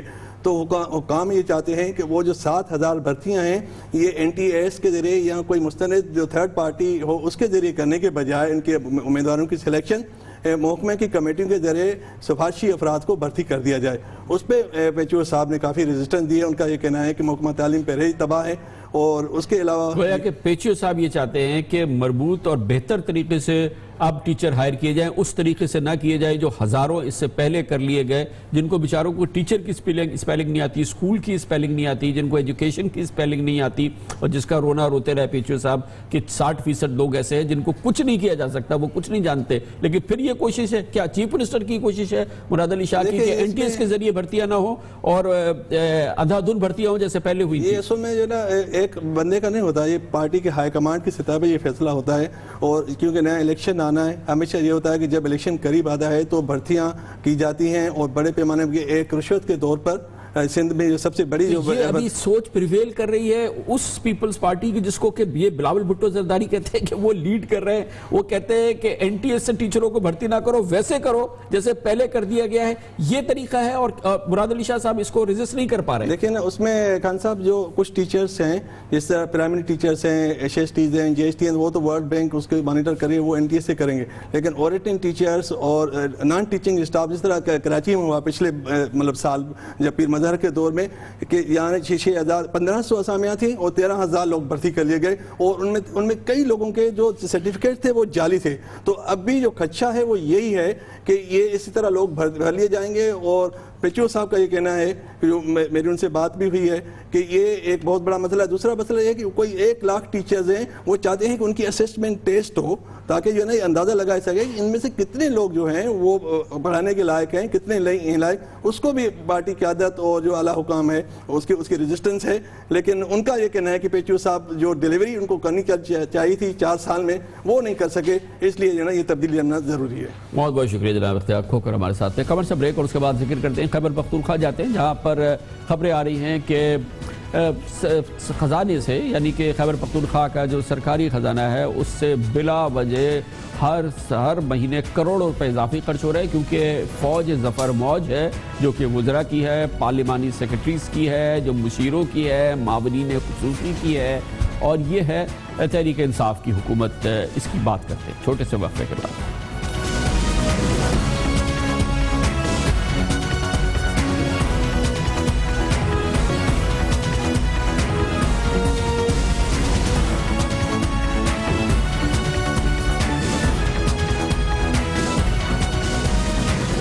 ایک اہم خبر سامنے آئی ہے اور اب سے چند لمحات قبل سامنے آئی ہے. PIA کے چیئرمین اعظم سہگل نے اپنے عہدے سے استعفیٰ دے دیا ہے.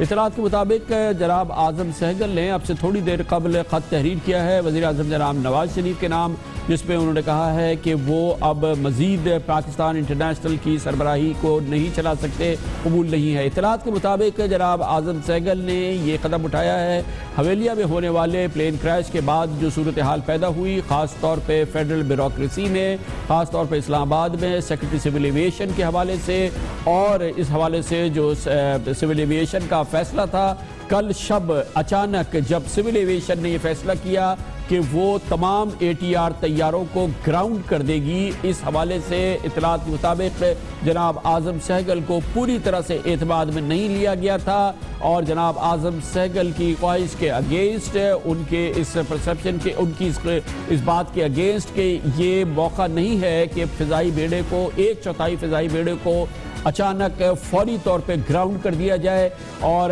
یہ فیصلہ کیونکہ اس میں ان کو اعتماد میں نہیں لیا گیا تھا، اس لیے جناب اعظم سہگل نے فیصلہ کیا کہ وہ اپنے عہدے سے استعفیٰ دے دے، اور PIA پھر ایک بحران میں جو کہ پہلے سے جاری اس کا بحران تھا اس میں مزید اضافہ ہوا ہے۔ اور اس کی سب سے اہم بات یہ ہے کہ دوسری بار پچھلے چند مہینوں کے دوران وزیر اعظم جناب نواز شریف کی یہ کوشش کہ پاکستان کے نجی اداروں سے، پاکستان کی پرائیویٹ سیکٹر سے ماہر پروفیشنلز کو لا کے PIA سے چلوایا جائے، وہ ناکامی ہوئی ہے۔ اس سے پہلے جناب ناصر جعفر نے اپنے عہدے سے استعفیٰ دیا تھا۔ ناصر جعفر خود ایک بہت ہی امپورٹنٹ پاکستان کی بہت ہی ویل ریسپیکٹڈ بزنس فیملی سے، جعفر بردرز سے ان کا تعلق تھا، انہوں نے کوشش کی PIA کو چلانے کی، لیکن ان کو بھی شکایت یہ تھی کہ فیڈرل بیوروکریسی کی جو مداخلت ہوتی ہے، اور خاص طور پہ جو PIA کو کرنے کے لیے حکومت کی اعلیٰ ترین سطح سے اقدامات کرنے کی ضرورت ہے، وہ نہیں ہوتے، اس لیے وہ اپنے عہدے سے انہوں نے رخصت لی۔ اور اب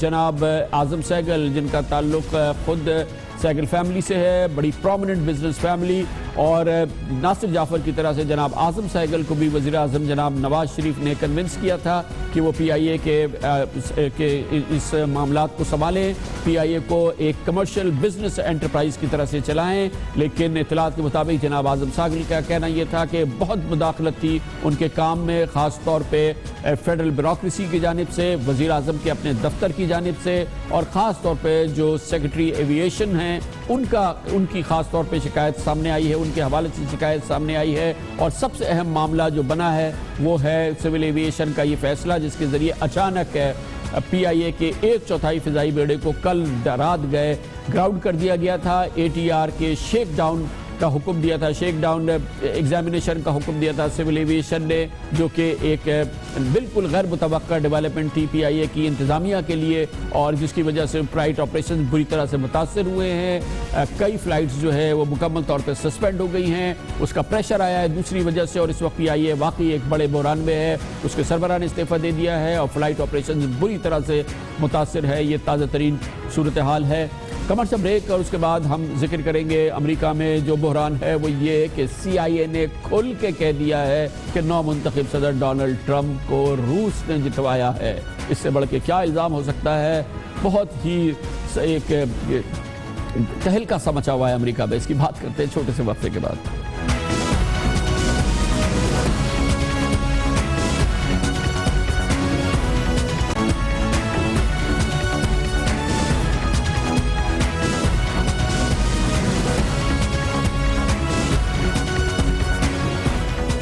جمعے کی شب امریکہ کے ممتاز ترین اخبارات میں سے ایک واشنگٹن پوسٹ نے اپنی ویب سائٹ پہ یہ تہلکہ خیز خبر شائع کی کہ امریکی CIA اس نتیجے پہ پہنچی ہے کہ امریکی صدارتی انتخابات میں روس کی خفیہ ایجنسیز نے، روس کی دونوں انٹیلیجنس ایجنسی یعنی ملٹری انٹیلیجنس اور دوسری انٹیلیجنس ایجنسیز نے بھرپور کردار ادا کیا اس الیکشن کے کیمپین کے دوران، اور خاص طور پہ جو اس نے ہیک کیے اکاؤنٹس ریپبلکن پارٹی کے اور ڈیموکریٹس پارٹی کے، اس حوالے سے اس نے وہ مواد جو کہ انتہائی مشکل تھا یا جو کہ مشکلات کا باعث ہو سکتا تھا ہلری کلنٹن کے لیے، ڈیموکریٹک پارٹی کے لیے، وہ تو لیک کر دیا، لیکن ریپبلکن پارٹی کا جو اکاؤنٹ اس نے ہیک کیا، اس کو جو معلومات ہوئی تھی اس کو چھپا لیا گیا۔ اس طرح سے امریکہ کی انٹیلیجنس ایجنسی CIA یہ کہتی ہے کہ براہ راست روس کی انٹیلیجنس ایجنسیز نے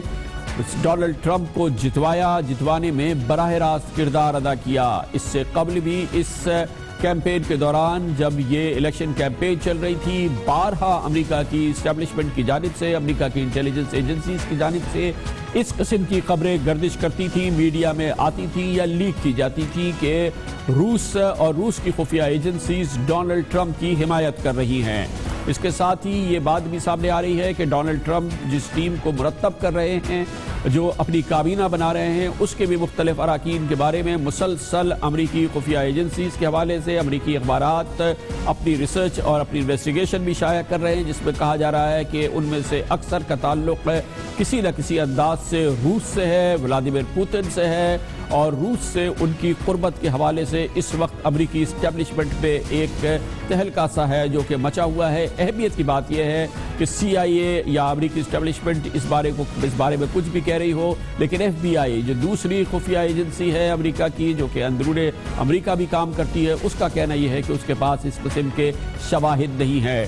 خود ڈونلڈ ٹرمپ کی ٹیم کا کہنا ہے کہ اس قسم کی بات کرنا بالکل غلط ہے۔ امریکہ کی خفیہ ایجنسیز یاد دلایا ہے ٹرمپ کی ٹیم نے کہ یہ وہی خفیہ ایجنسیز ہے جو کہتی تھی کہ صدام حسین کے پاس ویپنز آف ماس ڈسٹرکشن ہیں، عوام کو تباہ برباد کرنے کے سامان ہے، اور اس کا نیوکلیئر پروگرام ہے۔ انہوں نے کہا کہ جس طرح سے وہ جھوٹ بولا جا رہا تھا یہ بھی جھوٹ ہے۔ ڈونلڈ ٹرمپ نے خود کہا کہ یہ بات قطعی طور پہ غلط ہے، جھوٹ ہے کہ ان کو روس کی خفیہ ایجنسیز کی حمایت حاصل تھی۔ اس کے لیے کل انہوں نے ایک انٹرویو بھی دیا۔ Well, if you look at the story and you take a look at what they said, there's great confusion. Nobody really knows. And hacking is very interesting.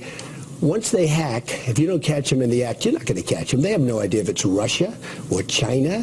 I think the Democrats are putting it out because they suffered one of the greatest defeats in the history of politics in this country. دوسری جانب امریکہ کے موجودہ صدر Barack Obama نے امریکہ کی intelligence agencies کو کہا ہے کہ اس معاملے کی بھرپور چھان بین کی جائے، اس کی جڑ تک پہنچا جائے اور اس کی رپورٹ انہیں آئندہ چند ہفتوں میں 3 سے 2 ہفتوں میں دے دی جائے، کیونکہ 20 جنوری کو باقاعدہ طور پہ ڈونلڈ ٹرمپ امریکہ کے صدر کا حلف اٹھائیں گے، اور اس سے پہلے باراک اوباما چاہتے ہیں کہ وہ رپورٹ مکمل طور پہ امریکی انٹیلیجنس ایجنسی سے ان کے پاس آ جائے، اور اس کو پھر وہ کہتے ہیں کہ وہ ڈونلڈ ٹرمپ کے حوالے کریں گے۔ بہت ہی مشکل تہلکہ خیز صورتحال ہے اس وقت امریکہ میں، اور اس کے لیے اس کی مزید معلومات جاننے کے لیے ہم جاتے ہیں واشنگٹن ڈی سی، جہاں پر موجود ہیں ممتاز سینئر صحافی اور تجزیہ کار جناب انور اقبال۔ بہت بہت شکریہ انور اقبال صاحب۔ ایسا لگتا ہے کہ امریکی اسٹیبلشمنٹ نے یہ فیصلہ کر لیا ہے کہ وہ ہیڈ آن، وہ باقاعدہ ٹکرائیں گے جا کے ڈونلڈ ٹرمپ سے، کیونکہ غیر معمولی بات ہے، انتہائی غیر معمولی بات ہے کہ ابھی حلف اٹھانے سے پہلے سی آئی اے کی جانب سے یہ کہہ دیا جائے کہ ان کو دراصل روس کی حمایت حاصل ہے۔ یہ کس طرف بات بڑھ رہی ہے؟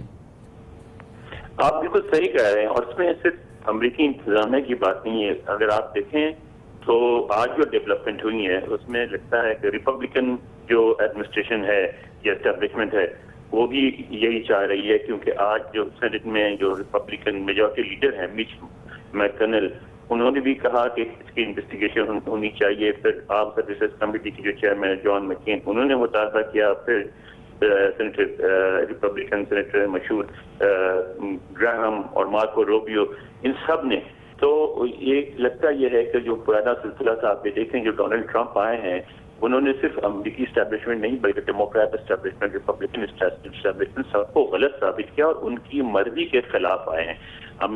ظاہر ہے کہ وہ ایک ریپبلکن بھی نہیں ہے، ایک آؤٹ سائڈر ہیں جو ریپبلکن پارٹی پہ انہوں نے پگی بیک رائڈ لیا، اور اس کے بعد وہ سب کو ہراتے ہوئے انتخابات تک پہنچے اور انتخابات میں توقع کے برخلاف جیت گئے۔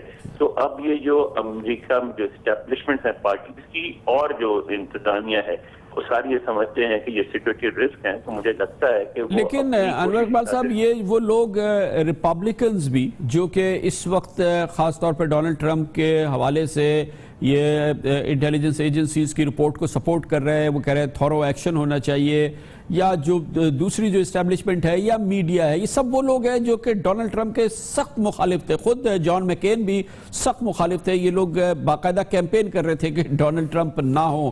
تو ڈونلڈ ٹرمپ کو تو اس کی پرواہ نہیں ہے، ان کی کیمپین کو اس کی پرواہ نہیں ہے، اور امریکہ کے جو نظام کے لحاظ سے وہ صدر ہو گئے ہیں۔ ابھی کچھ ہو نہیں سکتا نا آپ کے خیال میں اس حوالے سے؟ کوئی ایسی چیز تو نہیں ہو سکتی کہ جو کہ مزید ان کے لیے رکاوٹ بن جائے؟ انہوں نے صدر بننا ہے، حلف اٹھانا ہے، پھر اپنی چلانی ہے انہوں نے۔ دیکھیں رکاوٹ اگر کہیں سے آ سکتی ہے تو کانگریس سے ہی آ سکتی ہے اور کہیں سے نہیں آ سکتی. یعنی اوباما انتظامیہ ان کو نہیں روک سکتی, ان کو CIA نہیں روک سکتی. لیکن اگر ایسا ہو کہ ڈیموکریٹ ظاہر پہلے خلاف ہیں, اگر ایک بڑی تعداد میں ریپبلکن لا میکرز جو ہیں سینٹ اور ہاؤس میں وہ بھی ان کے خلاف ہو جاتے ہیں تو وہاں سے ان کو روکا جا سکتا ہے. اور لگتا یہ ہے کہ جس طرح میڈیا پریشر بلڈ اپ کر رہا ہے, میڈیا یہی چاہتا ہے کہ یا تو ان کو روکا جائے, اگر روکنا ممکن نہ ہو تو ان کے لیے زیادہ سے زیادہ دشوار بنایا جائے کہ وہ جس طرح جن پالیسیز کو چاہتے ہیں ان کو نافذ کر سکیں, جن میں سے ایک ظاہر ہے ان کی روس کے حوالے سے پالیسی ہے, پھر دوسرا چین کے حوالے سے کہ چین کو ٹارگٹ کر کے دشمن بنا کے وہ آپ دیکھیں. دوسری رپورٹیں جو ہمارے یہاں پاکستان زیادہ پلے نہیں ہے وہ یہ کہ امریکی اخبارات یہ بھی کہتے رہے ہیں کہ جس طرح آپ چین کو ٹارگٹ کر رہے ہیں یہ بڑا برا ہوگا اور اس میں خود معاشی طور پہ امریکہ کا بھی بڑا نقصان ہوگا, آپ یہ نہ کریں. اس کے علاوہ ان کی ڈومیسٹک پالیسیز ہیں تو کم از کم یہ کوشش تو ضرور کریں گے کہ ان کو اپنی پالیسیز کو نافذ کرنے سے روکا جا سکے. بہت بہت شکریہ. انور اقبال ہمارے ساتھ واشنگٹن ڈی سی سے موجود تھے. کمر سے بریک, اس کے بعد ذکر کرتے ہیں سن 2016 ان حکمرانوں کے لیے اور بڑی مملکتیں ہیں ان حکمرانوں کے لیے جن پہ کرپشن کا الزام لگا, ان کے لیے بہت خطرناک ثابت ہوا کیونکہ پاکستان میں تو نہ ہوا کچھ لیکن ان ممالک میں بہت بڑے فیصلے ہوئے. کئی سربراہان مملکت نے اپنی کرسی چھوڑی ہے. یہ اس لحاظ سے 2016 بہت اہم تھا. اس پر ہم بات کرتے ہیں چھوٹے سے وقفے کے بعد.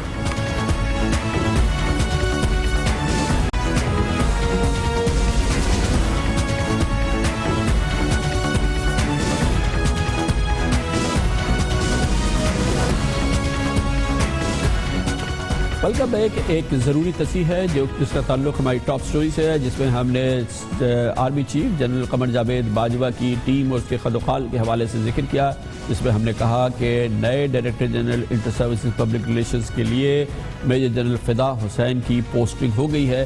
اب ہمیں سرکاری ذرائع یہ بتاتے ہیں کہ یہ ابھی نہیں فیصلہ ہوا ہے. میجر جنرل فدا حسین کے بارے میں یہ فیصلہ نہیں ہوا ہے کہ وہ نئے DG ISPR ہوں گے. گویا کہ اس وقت جنرل باجوہ نے فیصلہ نہیں کیا ہے کہ فوج کے تعلقات عامہ کی اس کے سربراہ کی حیثیت سے وہ کس کو پوسٹ کرنا چاہتے ہیں. یہ پوسٹنگ ابھی خالی ہے کیونکہ فی الحال اس کو جنرل عاصم سلیم باجوہ دیکھ رہے ہیں, لیکن ان کی تعیناتی ہو چکی ہے IG آرمز کی حیثیت سے. لیکن یہاں پر جنرل باجوہ کی جگہ کون شخصیت آئیں گی وہ فیصلہ نہیں ہوا ہے, لیکن یہ اب بہرحال بات طے ہے کہ میجر جنرل ہی ہوں گے جو کہ جنرل عاصم باجوہ کی جگہ DG ISPR ہوں گے. اس سے پہلے بھی ایک نام آتا رہا ہے. یہ پوسٹنگ اس لحاظ سے بڑی امپورٹنٹ بن گئی ہے کہ نیا ڈائریکٹر جنرل ISPR کون ہوگا. ہم نے آپ کو بتایا کہ نہ صرف یہ کہ یہ طے ہونا ہے کہ اب DG ISPR کون ہوگا, ISPR کا سربراہ, لیکن ISPR کا آئندہ کا کردار کیا ہوگا, کہ اتنا ہی پرومیننٹ بھرپور کردار ہوگا جیسا گزشتہ 3 سالوں میں رہا یا نہیں. بہرحال یہ فیصلہ بھی جنرل قمر جاوید باجوہ نے کرنا ہے, لیکن DG ISPR کون صاحب ہوں گے فی الحال اس کا فیصلہ نہیں ہوا ہے. سن 2016 اس لحاظ سے بڑا دلچسپ سوال ہے کہ سال رہا کیونکہ اس سال کے دوران بہت کرپشن کے الزامات, کرپشن کی خبریں, یہ وہی سال ہے جب سامنے آئے پاناما پیپرز اور دوسری دنیا کے ملکوں میں جہاں پر پاناما پیپرز کا اثر نہیں پہنچا لیکن وہاں پہ کرپشن کے الزامات کے حوالے سے بڑی کارروائیاں ہوئی ہیں اور دنیا کی کئی مملکتیں اس حوالے سے بہت ہی ٹملچوس پیریڈ انہوں نے دیکھا ہے, بہت ہی امپورٹنٹ پیریڈ اس میں گزرا ہے جس میں کہ کئی اہم قائدین نے اپنے عہدے بھی چھوڑے ہیں. ہم نے آپ کو بتایا تھا اس سے پہلے بھی کہ جنوبی کوریا میں حالیہ دنوں میں ایک بڑا واقعہ ہوا جس کے بعد جنوبی کوریا کی صدر پاک گن ہوئے نے اپنے عہدے سے استعفیٰ دیا تھا. اس کے علاوہ جنوبی کوریا کے علاوہ اس سال میں گوئٹے-مالا, اسرائیل, جنوبی افریقہ, ارجنٹینا, آئس لینڈ, برازیل, یہ وہ ملک ہیں جہاں کے سربراہان قائدین نے اپنے عہدے چھوڑے اور اس کی بنیادی وجہ تھی وہ کرپشن کے الزامات جو کہ ان میں لگے. وہ کہ یہ وہاں کے نظام کی اہمیت ہے اور یہ اس کی ایک بڑی امپورٹنٹ چیز ہے جس میں کہ جب اس طرح کے الزامات لگ جاتے ہیں تو قائدین کے لیے اپنا عہدہ برقرار رکھنا مشکل ہوتا ہے. مگر اس میں سب سے اہم بات یہ ہے نہ صرف یہ کہ پارلیمنٹ بہت زیادہ متحرک ہوتی ہے بلکہ سب سے زیادہ جو ہوتا ہے وہ ہوتا ہے عوامی پریشر. لوگ سڑکوں پہ نکل آتے ہیں, لاکھوں کی تعداد میں نکل آتے ہیں. جنوبی کوریا کے عوام نے پوری دنیا کو دکھایا پچھلے چند ہفتوں کے دوران کہ اگر وہ سڑکوں پہ آ جائیں, وہ اگر کرپشن کے الزامات کے خلاف احتجاج کرنے کے لیے روڈ پر آ جائیں اپنے سربراہ کے خلاف، تو ممکن نہیں ہے اس سربراہ کے لیے کہ وہ اپنی سیٹ پہ برقرار رہے۔ یہی ہوا جنوبی کوریا میں، یہی ہوا برازیل میں، یہی ہوا دنیا کے دوسرے ممالک میں۔ اس کے بارے میں ہم آپ کو دکھاتے ہیں خصوصی رپورٹ جو کہ ہمارے نمائندے خصوصی نے ترتیب کی۔ اس سال دنیا بھر میں کرپشن کے خلاف ایک نئی تحریک نے جنم لیا ہے، بلکہ کئی مضبوط حکمرانوں کو عوام، پارلیمنٹ اور عدالتوں نے گھر بھی بھیج دیا ہے۔ پرسوں ہی کی بات ہے جب جنوبی کوریا کی خاتون صدر پارک گیون ہے کا کڑا احتساب ہوا۔ کرپشن کے خلاف ہر ہفتے لاکھوں لوگوں کا سمندر سڑکوں پر امٹتے دیکھا گیا۔ پارلیمنٹ میں 300 میں سے 234 ارکان اسمبلی نے خاتون صدر کے خلاف ووٹ دیا اور انہیں گھر بھیج دیا گیا۔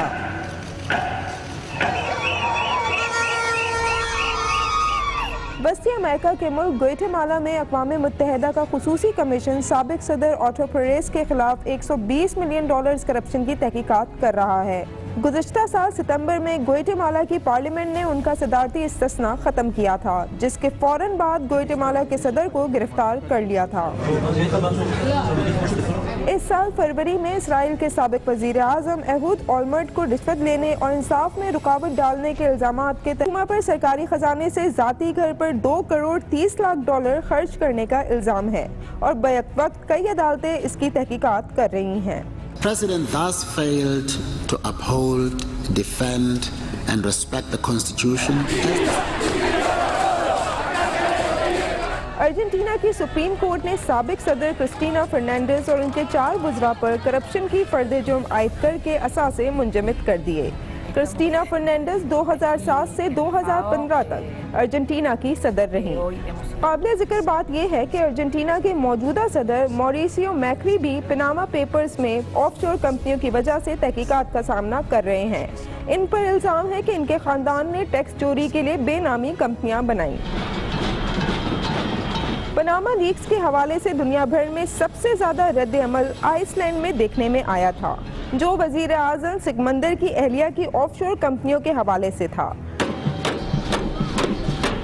پناما پیپرز منظر عام پر آنے کے 48 گھنٹوں میں ہزاروں لوگ سڑکوں پر نکل آئے تھے، جس کے بعد 5 اپریل کو آئس لینڈ کے وزیر اعظم کو مستعفی ہونا پڑا۔ روسف کے خلاف مواخذے کی تحریک منظور کر لی اور انہیں گھر بھیج دیا۔ روسف پر الزام تھا کہ انہوں نے قومی بجٹ قوانین کی خلاف ورزی کی۔ ان کے بعد صدر بننے والے برازیل کے صدر مائیکل ٹیمر بھی ایک تعمیراتی کمپنی کے مالک سے $3 لاکھ رشوت لینے کی تحقیقات کا سامنا کر رہے ہیں۔ ہے نا دلچسپ بات، اگر الزامات لگتے ہیں تو ملکوں کے سربراہان چھوڑ کے چلے جاتے ہیں۔ اس پر مزید بات کرتے ہیں، اس کے لیے ہمارے ساتھ اسٹوڈیو میں موجود ہے ہمارے نمائندہ خصوصی جناب شاہ زیب جیلانی۔ 7 ملک ہیں جہاں کے سربراہان اپنے عہدے چھوڑ کے چلے گئے، کہیں پر بھی کسی سپریم کورٹ میں الزام ثابت نہیں ہوا، الزام لگا اور انہوں نے چھوڑ دیا۔ سملیرٹیز مزید کیا ہیں؟ دیکھیں، اس میں اہم بات یہ ہے کہ پروسیس فالو ہوا ہے ان 7 کے 7 کیسز میں، کہیں پہ پارلیمنٹری پولیٹیکل پروسیس، کہیں پہ جوڈیشل پروسیس۔ جہاں پہ سپریم کورٹ میں معاملات ہیں یا UN کی کورٹ میں ہیں، جیسے ابھی ہم نے سنا گواٹمالا کی مثال، اسرائیل کی، ارجنٹینا کی، یہ کورٹ میں معاملات تھے۔